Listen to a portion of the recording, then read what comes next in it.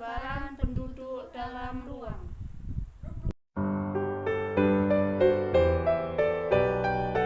Ini ada 3 poin yang harus dibahas. Yang pertama, pertumbuhan dan persebaran penduduk. Yang kedua, komposisi penduduk dan beberapa ukuran demografi. Yang ketiga, mobilitas penduduk. Poin yang pertama, pertumbuhan dan persebaran penduduk. Secara umum adalah persebaran atau distribusi penduduk dalam bentuk penyebaran penduduk di suatu wilayah atau negara. Persebaran penduduk dapat dibagi menjadi 2. Yang pertama, persebaran penduduk berdasarkan geografis. Yang kedua, persebaran penduduk berdasarkan administrasi pemerintahan. Apa sih persebaran penduduk berdasarkan geografis? Yaitu karakteristik penduduk menurut batas-batas alam seperti pantai, sungai, danau, dan sebagainya. Sedangkan persebaran penduduk berdasarkan administrasi pemerintahan adalah karakteristik penduduk menurut batas-batas wilayah administrasi yang ditetapkan oleh suatu negara. Misalnya, jumlah penduduk di desa A atau di kecamatan B. Untuk menghitung kenaikan atau penurunan jumlah penduduk akibat pertumbuhan penduduk alami dapat menggunakan rumus sebagai berikut.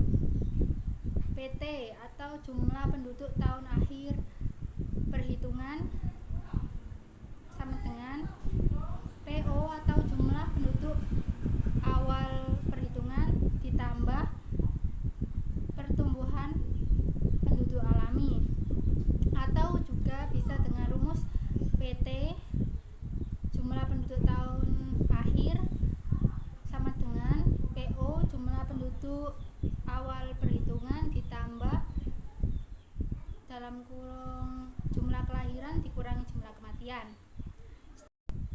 Sedangkan untuk menghitung kenaikan dan penurunan jumlah penduduk akibat pertumbuhan penduduk total bisa menggunakan rumus sebagai berikut, yaitu PT sama dengan PO ditambah PPA, atau PT sama dengan PO ditambah L jumlah kelahiran dikurangi M jumlah kematian ditambah I dikurangi E. Oke, saya lanjutkan. Yang poin B ada komposisi penduduk dan beberapa ukuran demografi.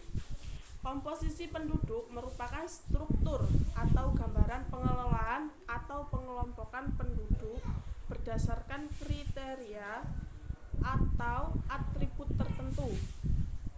Komposisi penduduk menggambarkan susunan penduduk yang dibuat berdasarkan pengelompokan penduduk menurut karakteristik yang sama.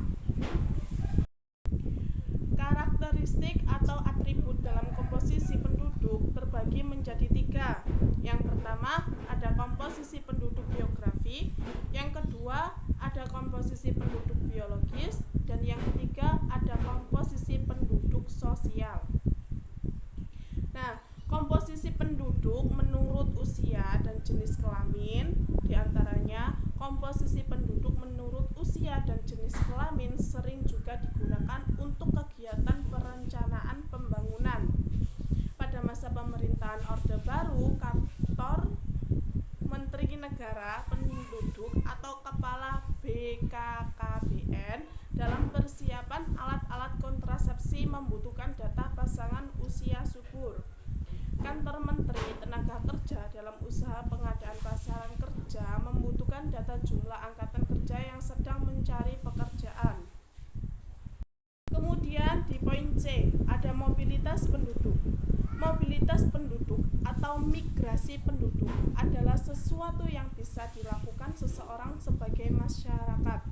Mereka berpindah dari satu tempat ke tempat lain untuk memenuhi kebutuhan hidupnya atau alasan lain. Secara umum, proses pergerakan penduduk dapat bersifat permanen dan non-permanen. Mobilitas permanen permanen atau migrasi adalah bentuk pergerakan penduduk dari suatu wilayah ke wilayah lainnya dengan tujuan untuk menetapkan di tempat yang baru. Sedangkan mobilitas non permanen merupakan bentuk pergerakan penduduk dari suatu wilayah ke wilayah lain dengan tujuan tidak untuk menetapkan wilayah yang didatangi. Kemudian ada hakikat mobilitas penduduk. Para ahli membagi dua jenis mobilitas penduduk, yaitu mobilitas horizontal dan mobilitas vertikal. Mobilitas horizontal adalah perpindahan penduduk dengan gerakan penduduk melintas batas wilayah menuju wilayah yang lain dalam periode tertentu. Sebaliknya, mobilitas penduduk vertikal adalah perubahan status. Salah satunya perubahan status pekerjaan. Ukuran wilayah bagi seseorang yang dikatakan pindah umumnya menggunakan wilayah administrasi, misalnya provinsi, kota, kabupaten, kecamatan, kelurahan, dan pendudukan. Adapun ukuran waktu untuk menentukan seseorang melakukan mobilitas tidak ada ketentuannya.